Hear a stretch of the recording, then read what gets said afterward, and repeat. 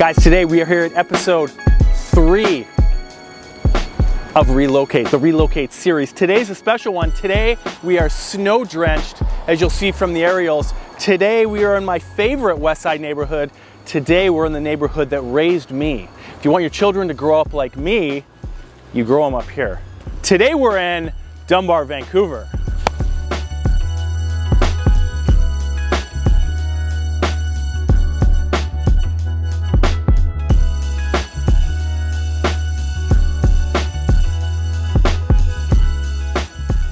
So the borders of beautiful Dunbar, Vancouver consist of West 16th Avenue to the north, Quesnel Drive jogged back to Blenheim Street on the east. The southern border is West 41st, and of course the western border is Camosun Street, top to bottom.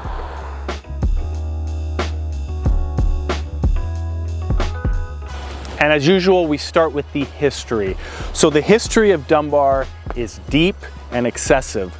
I'm going to pull the bullet points that you need to know. Now, have you heard the name CLARE Road? I had not until recently. CLARE Road is what Dunbar was originally named. If you can find the date it was changed, I will buy you a coffee because I cannot find it anywhere. Now, 1908.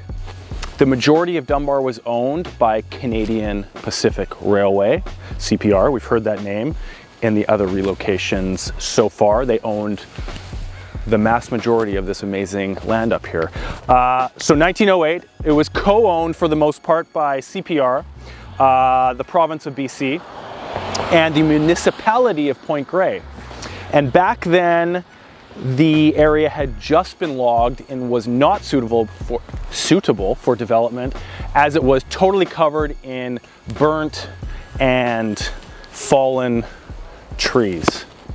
Now, the first non-native settlers in this beautiful area were the Mounts family. Don't forget that name. 3372 West 22nd was the first lot that housed the first shack built in the area by the Mounts family. Very interesting. You can go to that lot today, which is right by my first childhood home in the neighborhood. And you'll see a home there. Unfortunately, the shack has been taken down. 1988 is the current house that was built there. But that is the spot where it all began for Dunbar housing. This is it, guys. 3379, this is where it all happened. Imagine nothing but clear-cut forest and the shack, 1912, right there. Now, for access, 1912, the first streetcar access hit Dunbar Street, and by 1927, there were 3 sets of streetcar lines in the web of access in and out of this deep West Side neighborhood. Now, as we get to Dunbar Street, where all the amenities lie, we'll jump into shortly, there's a lot of history there as well. Dunbar Cycles, 1927 established. Stong's Grocers, 1931. And of course, the beloved Dunbar Theatre, which was an amazing Art Deco design, which has since been changed, but you can Google that for those amazing looks. 1935 was established. So deep, deep history along that artery street. Now, possibly the most interesting, the long revered by the Musqueam Natives as a portal to the spirit world, is the Camosun Bog, the 2,000-year-old bog just behind us here. Very interesting story with that one. Okay, guys, we're here at 19th and at the entry of Camosun Bog, which is again in Pacific Spirit Regional Park, which we used to call the Endowment Lands. But you can see this raised walkway through this 2,000-year-old marshland. I had no clue when we were driving our mountain bikes through here decades ago. Plenty of wildlife in here as well. 3504 West 19th, remember that address as well. 1971, Greenpeace, yes, established right here by a couple of guys and gals in a house, right here in Dunbar, 1971, to oppose nuclear testing by the US of all things. Greenpeace, Dunbar. It's just filled with history, as I've said. Now, as a final point of history, as we've discussed before, January 1st, 1929, Dunbar, Point Grey, Southlands, South Vancouver, and Vancouver, all amalgamated into the Vancouver we know and love today.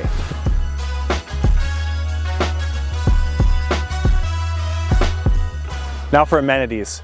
I'm currently here in Sheldicott Park, as you can see behind me. We've got the western edge of Dunbar behind us here, and that's Camosun Street. Just beyond Camosun is our largest amenity, which is Pacific Spirit Park. Now, growing up here, we used to call it the Endowment Lands. You can Google that for history on that one.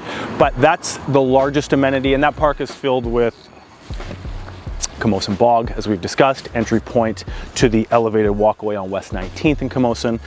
We've got a variety of running trails, biking trails, and everything walking trails through there. Now, amenities here, there's too many to go through, so I'm just gonna rattle off. We've got Dunbar Library, of course. We've got the Community Center, which we filmed our amazing sports videos of my athleticism a couple weeks back. That's at Memorial Park as well. So you've got all the in-house community stuff there. You've got baseball diamonds, tennis, all the good stuff. Parks in Dunbar, there are a lot. Surprising, a lot of off-leash dog parks as well. Pacific Spirit Park, just behind. Valdez Park, off-leash dog park. Park site on Blenheim, the worst possible name of all time. QUADRA Park West. Balaclava Park, my local, back in the day there, another off-leash dog park.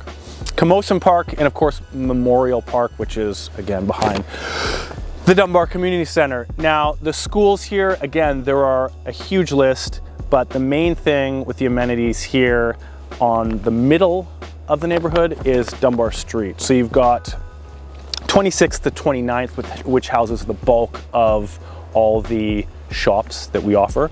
39th to 41st also has a little hub, and then 16th to 18th that way has another little main hub there right at the border of West Point Grey. Last but not least, schools. Very important draw to the neighborhood, of course. Southlands School, which I think we touched on a couple weeks back, is just down the street here in Dunbar, surprisingly. Lord Kitchener Elementary down King Ed here, my local elementary school. Originally built in 1912, unfortunately got torn down, that's a lie, 1915, and 2012 was unfortunately torn down and rebuilt. All that seismic detail. But they did a cool little thing where you could have an original brick from the original 1915 building, and they have placed it, and I'm gonna get a photo after this to put in this video because I've got my name on it. My mom hooked us up on that one. Thank you very much. Ho! Look at that. Don't need to make him famous. It's true. My damn brother. Woo! Queen Elizabeth Elementary, Queen Elizabeth Annex, which is French immersion. Immaculate Conception, private Roman Catholic school, I believe, just behind us. And then, of course, the world famous St. George's, private gentleman's school, high school and elementary. And that school was first built, the castle as it looks like, 1931.